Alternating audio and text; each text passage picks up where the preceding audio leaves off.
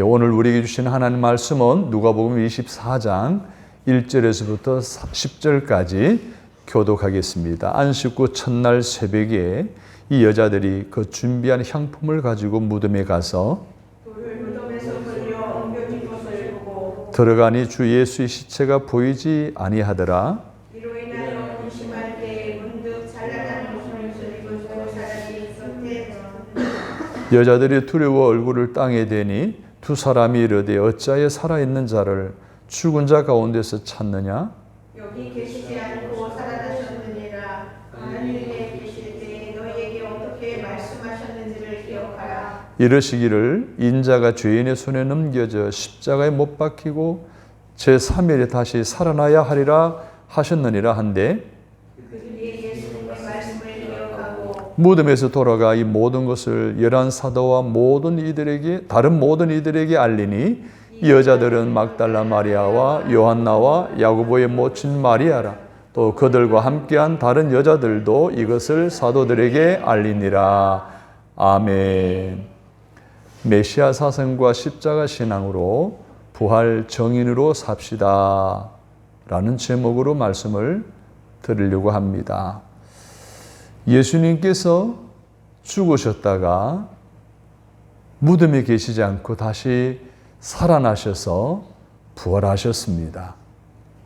이 부활의 기쁜 소식을 듣는 모든 성도들과 지구촌에 있는 모든 불신자들이 주님을 만나 부활 사실을 믿고 부활의 정인으로 살아가기를 결단하는 은혜가 있게 되기를 주님의 이름으로 축복합니다. 먼저는 메시아에 대한 새로운 이해를 갖는 시간을 갖도록 하겠습니다. 요즘 세계적으로 이슈가 되고 있는 시리즈 영화가 있습니다. 어벤져스라고 하는 영웅들에 관한 주제의 영화들이죠. 옛날에는 언더우드, 슈퍼맨, 람보, 특정한 인물이 영웅으로 투각되는 영화를 만들었다면 이제는 그 모든 등장한 영웅들이 하나로 뭉쳐져서 어벤져스가 되어서 악당을 무찌르는 영화가 대세가 되어 버렸습니다. 그만큼 악당들의 힘이 강력해졌다는 것이죠. 영웅 혼자만의 힘으로 무찌를 수 없다는 것이죠.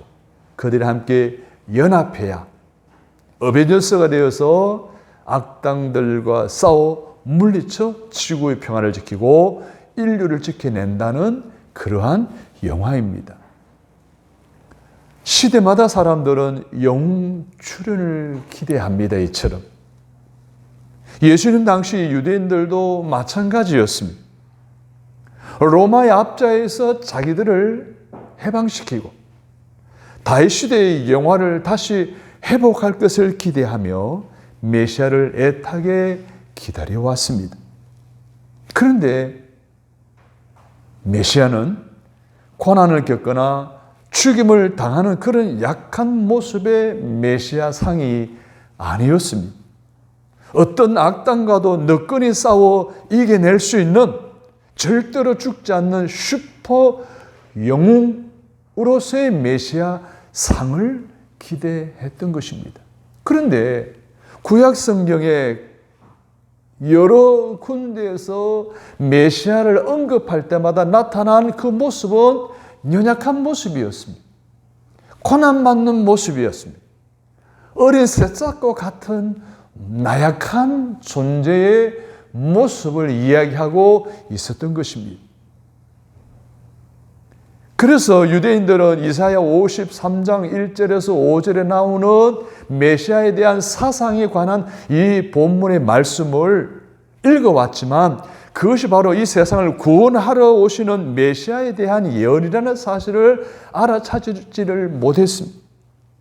하나님의 아들이 세상 죄를 지고 가는 어린 양으로 오셔서 대속 제물이 되어 오늘 우리의 모든 인류를 구원하실 것에 대한 예언의 말씀임을 깨닫지를 못했던 것입니다. 기대가 크면 뭐도 크다? 실망도 크다라는 말이 있습니다만은 사실 그 말보다는 이 말이 더 올 것입니다. 기대가 다르기에 크게 실망한다라고 말입니다. 오병이어의 표적 후에 많은 제자들이 예수님의 곁을 떠난 것도, 가룟 유다가 예수님을 배신에 팔아넘긴 것도, 그들이 기대했던 메시아에 대한 모습과 예수님이 공생의 3년 6개월 동안 보여준 그 예수의 모습과 너무 다르기 때문에 그들은 실망했습니다.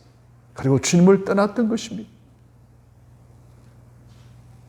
고난받는 무기력한 메시아, 이가 아니라 악당들을 다 물리칠 수 있는 슈퍼 히어로스의 메시아 상, 이것이 바로 당시에 유대인들이 원했던 메시아였습니다.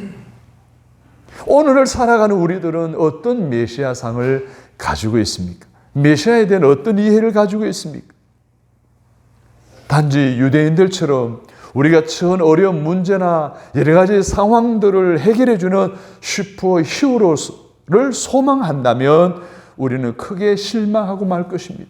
왜냐하면 우리에게 삶에는 끊임없이 문제들의 연속에 부딪힐 수밖에 없기 때문입니다. 그러나 우리를 위해 십자가에서 대신 고난을 받으신 메시아, 우리의 구원을 완성하시기 위해서 오시는 재림의 예수님을 우리가 바라보고 있다면 앞으로 살아가는 우리가 어떠한 문제에 부딪혀도, 어떠한 위험에 들어간다 할지라도 그 문제들을 해결받을 수 있을 것을, 또 그것으로 말미암아 감사하는 믿음의 삶을 살아갈 수 있다는 사실을 기억하시고, 영으로서의 메시아가 아니라 고난받는 메시아에 대한 새로운 이해를 가지고 그 메시아를 바라보며 살아가는 저와 여러분 되시기를 주님의 이름으로 축복합니다. 두 번째로는 내 죄 때문에 십자가에 달려 죽으신 예수님을 만왕의 왕으로 고백해야 합니다. 구소련 시대에 스탈린을 비난했다는 이유로 강제 수용소에 갇혀 언제 죽을지 모르는 두려움에 휩싸여 지내고 있던 소설가 솔제니친이 어느 날 감옥 안에서 작업을 하는데, 공구를 정리하고 있는데 한 낯선 사람이, 죄인이 자기 곁에 와서 앉더니 땅바닥에다가 십자가를 그리고 훌쩍 떠나버리는 거예요. 그 십자가를 물끄러미 지켜보고 있던 솔제니친이 이렇게 깨달아 말을 합니다.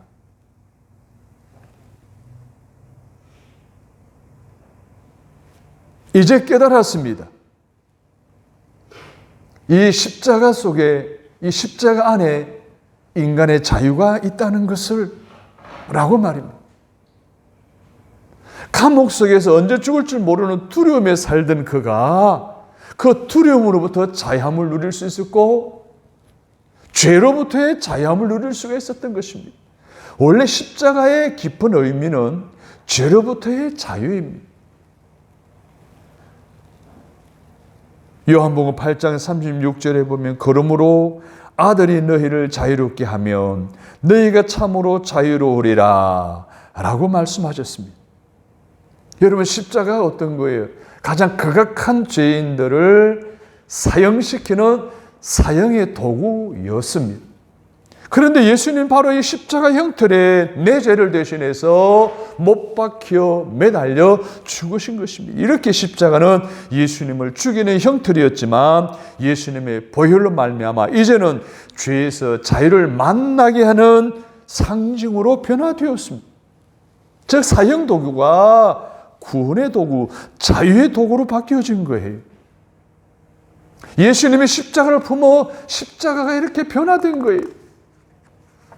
그 주님께서 죄인인 우리도 품으면 우리도 죄에서 자유롭게 되고 하나님의 자녀가 되어질 줄로 믿습니다. 요한복음 19장에 보게 되면 예수님이 십자가에 못 박혀 죽기 전에 총독 빌라도가 예수님의 머리맡에 죄패를 하나 써붙였습니다. 나사렛 예수 유대인의 왕이라고 말입니다. 그렇게 쓰는 것을 보고 유대인들이 나사렛 예수 유대인의 왕으로 쓰지 말고 자칭 유대인의 왕이라 쓰시오라고 요청할 때에 빌라도 총독이 내가 쓸 것을 쓴다라고 이야기를 합니다. 그러면서 그 죄패를 세 가지 언어로 씁니다. 히브리어, 그리고 라틴어, 그 다음에 헬라어로 썼습니다.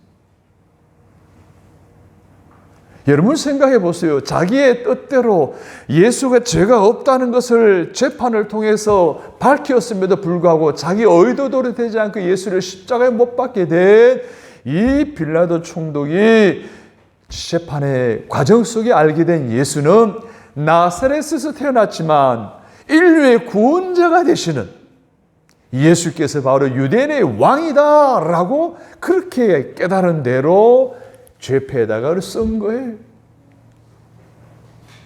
그런데 이 죄패를 성년을 드나들던 모든 만방의 사람들이 다 보고 예수가 누구인지에 대해서 알게 되었고 예수님이 왜 십자가에 죽은지에 대해서 다 알게 되었습니다.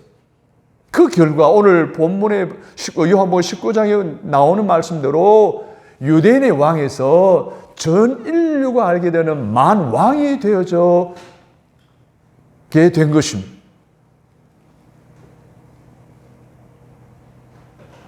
예수님은 이제 유대인의 왕이 아니라 만왕의 왕이 되어 구원의 길을 여셨습니다. 유대인들이 부끄러워하던 십자가 예수님 만왕의 왕이 되셔서 우리에게 죄에서 자유를, 죽음에서 생명을 주신 것입니다. 자유의 기쁨과 새 생명을 열어주셨습니다. 우리도 십자가에 달리신 예수님을 나의 왕, 나의 주, 나의 하나님으로 고백하시기를 바랍니다. 그리고 만왕의 왕 예수님을 나의 구주로 모시고 살아가시기를 바랍니다. 죽음의 십자가가 생명의 십자가로 변화된 것 같이 우리의 삶도 변화되 더욱 겸손한 숨김으로 세상을 변화시키는 제자의 사명을 감당하며 살아가는 부활절기를 맞이하는 저와 여러분 되시기를 주님의 이름으로 축복합니다. 자, 그런데 내 죄로 대신 십자가에 달려 죽으시고 사흘 만에 예수님께서는 부활하셨습니다. 그래서 나의 부활, 나의 생명이 되신 줄로 믿습니다. 안식 후 첫날 새벽에 예수님의 무덤을 찾은 여자들과 제자들은 예수님께서 생전에 부활에 대해 말씀하신 것을 믿지를 못했습니다. 예수님은 생전에 제자들에게 그가 많은 고난을 받고 죽을 것이고 사흘 만에 부활할 것이라고 하는 것을 말씀하셨는데, 그리고 그 말씀하신 대로 세상 모든 죄를 짊어지시고 골고다 언덕 십자가 위에서 고난을 받으시고 죽으셨다가 사흘 후에 죽음을 이기시고 살아나심으로 그의 무덤을 빈 무덤으로 만드신 줄로 믿습니다. 그럼 예수님의 빈 무덤을 본 여자들에게 천사가 이렇게 말했습니다. 어찌하여 살아있는 자를 죽은 자 가운데서 찾느냐? 여기 계시지 않고 살아나셨느니라 라고 오늘 본문 5절과 6절에서 말씀했습니다. 여러분, 기독교는 예수 그리스도의 부활에서부터 시작합니다. 바로 예수님의 부활은 기독교의 초석을 놓으셨습니다. 예수님은 부활이여 생명이 되십니다. 그러므로 다시 살아나신 예수님은 더 이상 무덤에 갇혀 있지 않으십니다. 5절 말씀을 읽습니다. 여자들이 두려워 얼굴을 땅에 대니 두 사람이 이르되 어찌하여 살아있는 자를 죽은 자 가운데서 찾느냐? 안식 후 첫날에 이제 예수님을 장사 보내기 위해서 향유를 들고 무덤으로 찾아갑니다. 그런데 무덤이 열려 있었고 무덤 속에는 예수님의 시체가 사라지고 없었습니다. 그래서 여자들은 근심했습니다.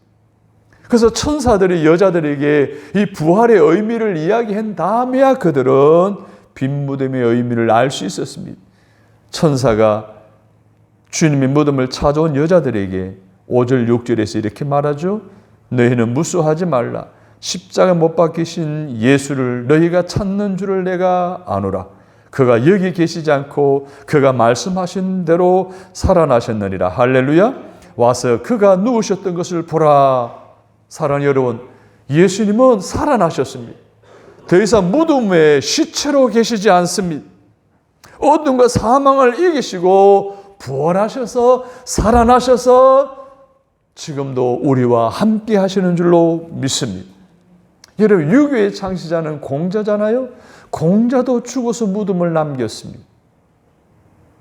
이슬람교의 창시자 마호멧도 죽어서 무덤을 남겼습니다. 불교의 창시자 석가모니도 죽어서 무덤을 남겼습니다. 성인이라고 하는 모든 사람들은 죽었다가 결국 무덤으로 남아 지금도 전해져 오고 있습니다.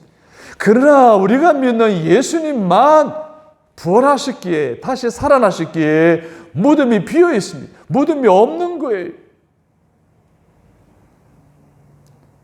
제가 인도 밑에 있는 인도의 눈물이라고 하는 스리랑카에 선교 여행을 다녀왔습니다.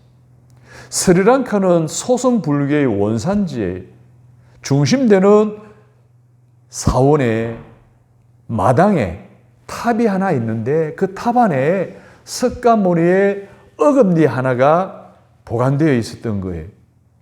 그래서 방문하는 불도들마다 그 탑을 빙글빙글 돌면서 기도하는 모습을 보았고, 우리들도 빙글빙글 돌면서 영적 싸움을 했죠.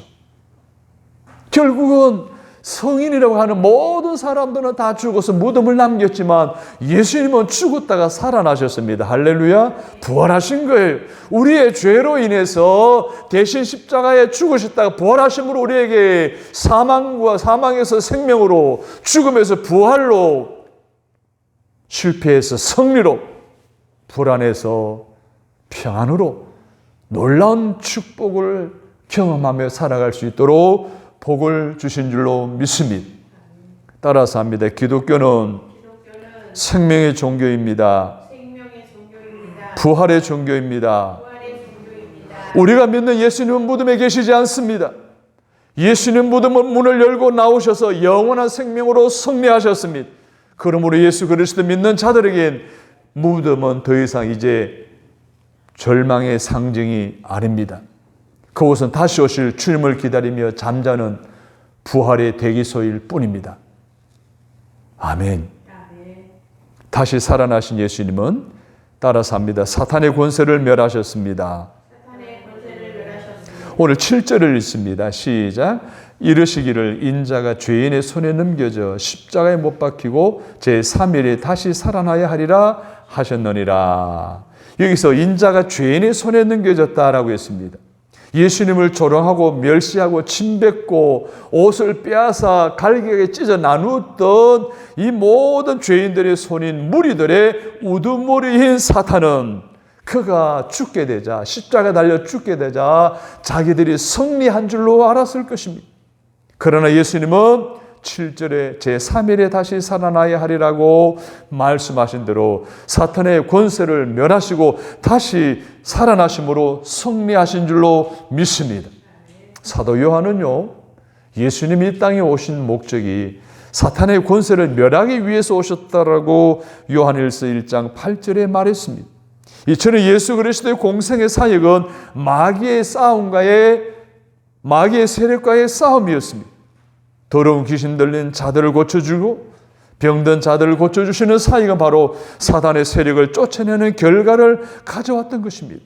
그래서 예수님은 성도들에게 뱀과 전갈을 밟으며 원수의 모든 능력을 제어할 권능을 주셨다라고 했습니다. 여기서 뱀과 전갈을 밟는다는 것은 사탄의 세력을 짓밟는다는 것을 말하는 거예요. 그래서 승리한다는 것을 의미해요. 또 예수를 믿는 자들에게는 예수님의 이름으로 귀신을 쫓아내는 권세를 주셨다라는 것을 말씀하고 있는 거예요. 사탄이 뭐예요? 참소하는 자잖아요. 이간질하는 자잖아요. 분열하게 하는 자잖아요. 성경에 보면 이렇게 표현하고 있습니다. 불순종의 아들들 가운데 역사하는 영, 더러운 영, 악의 영, 믿음에서 떠나도록 미혹해 하는 영, 점치는 영으로 역사하고 있다라고 성경은 복음서에서 기록하고 있습니다. 그래서 사탄이 들어가면 사울 왕처럼 착한 사람이 악한 사람으로 바뀌어집니다. 진실한 사람이 거짓말장이로 바뀌어집니다. 교회를 이간시킵니다. 평안한 사람들의 불안 가운데 살아가게 합니다. 건강한 사람들의 병들게 만드는 것이 사탄이 하는 일들입니다. 사랑하는 여러분, 부활신앙을 가지시기를 바랍니다. 사탄의 권세를 멸하신 예수 이름의 권세를 힘입으시기를 바랍니다. 사탄과의 싸움에 승리하여 내 안에 있는 사탄의 부산물들인 거짓과 위선, 불안과 두려움, 악함과 더러움, 다툼과 분열의 마음들을 다 내어 쫓으시고 승리를 쟁취하는 저와 여러분, 놀라운 하나님의 평강을 누리는 저와 여러분이 다 되시기를 주님의 이름으로 축원합니다. 다시 따라삽니다. 다시 살아나신 예수님은 부활의 첫 열매가 되어 주셨습니다. 오늘 6절을 보십시오. 여기 계시지 않고 어떻게 하셨다고요? 살아나셨다라고 했습니다. 무덤에 계시지 않은 거예요. 왜? 살아나셨기 때문에 빈 무덤이 된 거예요. 예수님 부활의 첫 열매가 되어 주셨습니다. 고린도전서 15장 20절에 보면 그러나 이제 그리스도께서 죽은 자 가운데 다시 살아나사 잠자는 자들의 첫 열매가 되셨도다. 예수님이 부활하심으로 잠자는 자들의 첫 열매, 부활의 첫 열매가 되셨다는 것은 예수 그리스도의 부활을 믿는 모든 성도들이 두 번째, 세 번째 부활의 열매가 된다는 거예요. 다시 말해서 저와 여러분 예수 그리스도의 부활하심을 믿는다면 우리도 죽었다가 제3으로 부활한다는 거예요. 생명을 갖게 된다는 거예요. 영원한 생명을 갖게 된다는 거예요. 사랑하는 여러분, 오늘 우리가 죽어서 부활할 것에 대한 믿음을 갖게 되시기를 주님의 이름으로 부탁을 드립니다. 사망 권세에 대한 궁극적인 승리를 암시하는 것으로서 장차 그리스도를 통해 회복될 미래에 대한 소망을 우리 모든 성도들이 갖게 해주는 희망의 메시지입니다. 그러므로 성도들은 현재 고난을 당한다 할지라도 그리스도의 부활과 재림을 소망하며 인내하며 감당해 나아가야 합니다. 그래야 할 때 승리하는 삶을 살아갈 수 있는 저와 여러분이 되어질 줄로 믿습니다. 사랑하는 성도 여러분, 살아계신 예수님은 부활의 무덤 속에 더 이상 갇혀 있지 않으십니다. 사탄의 권세를 물리치고 무덤의 문을 깨뜨리시고 사망과 어둠을 깨뜨리시고 살아나신 줄로 믿습니다. 부활의 첫 열매가 되어 주신 이 놀라운 은혜로 말미암아 저와 여러분이 미래에 대한 소망을 갖게 하셨고 고난 중에 있더라도 승리한다는 메시지를 오늘 저와 여러분에게 주고 있습니다. 그러므로 오늘 저와 여러분은 이 시대 속에 부활의 신앙을 가지고 소망과 승리를 품고 살아갈 수 있게 되어진 줄로 믿습니다. 그렇다면 놀라운 소망과 승리의 삶을 살게 해주신 이 예수 그리스도의 부활을 증거하는 삶을 살아가는 것이 마땅한 성도의 본분인 줄로 믿습니다. 32절 말씀을 보겠습니다. 32절 말씀 시작. 그들이 서로 말하되 길에서 우리에게 말씀하시고 우리에게 성경을 풀어주실 때 우리 속에서 마음이 뜨겁지 아니하더냐 하고. 여러분, 마귀가 성도에게 사용하는 가장 강력한 무기는 낙심입니다. 그래서 성도들이 낙심에 빠지게 되면 절망의 내리막길로 빠지게 됩니다. 그래서 이제는 모든 것이 끝이라고 생각하며 불안에 사로잡히게 됩니다. 그러나 밤이 깊을수록 새벽이 가까워오는 것처럼 절망이 깊을수록 예수님의 회복의 은혜는 더 크게 되는 줄로 믿습니다. 부활하신 예수님이 엠마오로 가는 두 제자에게 나타나셨습니다. 그런데 오늘 본문에 보니까 제자들은 그 부활의 주님을 알아차리지를 못했습니다. 십자가 사건으로 낙심에 빠져 영의 눈이 닫혀 있었기 때문입니다. 이렇듯 영의 눈이 닫히면 문제만 보일 뿐 해답은 보이지를 않습니다. 사랑하는 여러분의 영의 눈이 떠여지기를 간절히 바랍니다. 그럼 영의 눈이 떠여지기 위해선, 즉 해답을 볼 수 있기 위해선, 부활의 증인이 되기 위해선 우리가 어떻게 해야 될까요? 따라서 합니다. 예수님과 함께 걸으며 말씀을 들어야 합니다. 자, 부활하신 예수님이 엠마오로 가는 두 제자들과 동행하게 됩니다. 근데 말씀을 가르쳐 해석하고 설명해 주게 됩니다. 그때 그들의 마음이 어떻게 했다 그랬어요? 뜨거웠다라고 오늘 이 32절에 말했습니다. 우리 속에 마음이 뜨겁지 아니하더냐? 사랑하는 여러분, 예수님과 동행하며 예수님의 말씀을 듣는 여러분의 마음이 뜨거워지기를 주님의 이름으로 부탁합니다. 그리고 30절과 31절에 보게 되니까 그 두 엠마오로 가던 제자들이 예수님과 동행하며 예수님이 말씀하시는 말씀을 듣고 그 말씀을 붙잡고 계속 교제하는 모습을 보여주고 있습니다. 30절을 보십시오. 예수님과 함께 저녁 식사를 하다가 영의 눈을 뜨는 놀라운 체험을 하게 됩니다. 떡을 가지사 축사하시고 떼어 그들에게 주시니, 떡을 뗐다는 것은 교제했다는 것이거든요. 저 예수님께 예배하고 예수님 말씀을 묵상하고 기도하고 헌신하는 삶을 통해서 예수님의 부활의 주님을 만나게 된다는 거예요. 주님과 교제하는 자에게 주님은 찾아와 만나 주신다는 거예요. 엠마오로 가는 두 제자가 예수님 말씀을 듣고 함께 교제하는 가운데 마음이 뜨거워지고 영의 눈이 열려지고 부활의 주님을 만나게 된 줄로 믿습니다. 독일의 쾰른에 가게 되면 제2차 세계대전 당시에 독일 군들이 쓰던 지하 동굴이 보존되어 있습니다. 유대 노예들을 데려다가 동굴을 파서 이제 무기를 저장하고 식량을 저장하는 일에 사용했던 것입니다. 그 벽에 아주 많은 낙서들이 있습니다. 그 동굴을 파면서 언제 죽을 줄도 모르고 굶주려 죽어가는 유대인들이 벽에다가 글을 써놓은 거예요. 그 많은 낙서들 가운데 유독 눈에 띄는 내용이 있습니다. 태양이 구름에 가려 빛나지 않더라도 나는 태양이 있음을 믿습니다. 사랑이라고는 전혀 느낄 수 없는 상황에서도 나는 사랑을 믿습니다. 하나님이 침묵하고 계실지라도 나는 하나님을 믿습니다. 나는 하나님이 침묵하고 계실지라도 나는 하나님을 믿습니다. 우리도 아무리 처한 현실이 낙심천만의 상황일지라도 부활의 믿음으로 예수님을 바라보면서 주님과 교제하면 어떤 어려움도 다 극복해낼 수 있는 줄로 믿으시기를 주님의 이름으로 바랍니다. 엠마오의 두 제자는 부활하신 주님과 만나 교제하면서 천의 현실을 극복하고 다시 일어납니다. 그리고 예루살렘으로 돌아갑니다. 그곳에 부활의 주님을 만난 다른 제자들을 만나고 부활의 증인으로 살아가게 됩니다. 33절, 35절 말씀을 같이 읽습니다.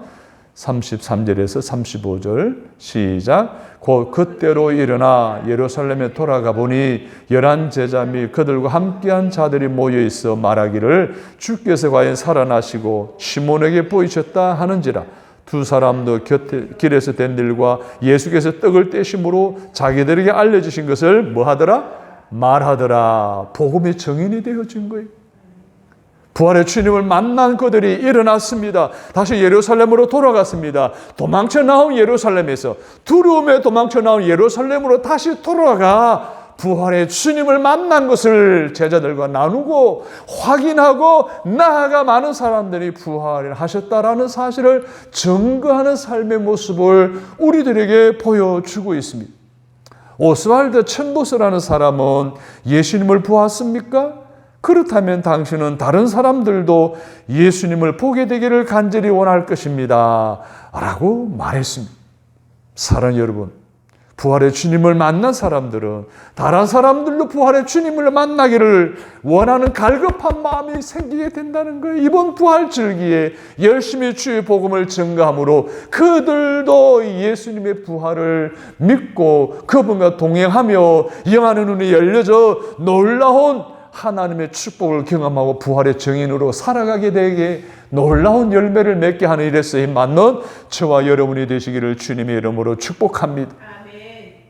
로리 목사님이라고 하는 분이 미국 독립전쟁, 남북전쟁 당시에 놀라운 경험을 하게 됩니다. 전쟁에 참여해서 남군이 쏜 총에 맞아 피를 많이 흘려서 혼절해 버렸어요. 그러다 보니까 동료들이 죽은 줄 알고 시체 무덤에 그냥 휙 던져버린 거예요. 정신은 가물가물해 혼절해 버렸죠. 죽어가는 가운데 그때에 갑자기 이런 소리가 들려옵니다.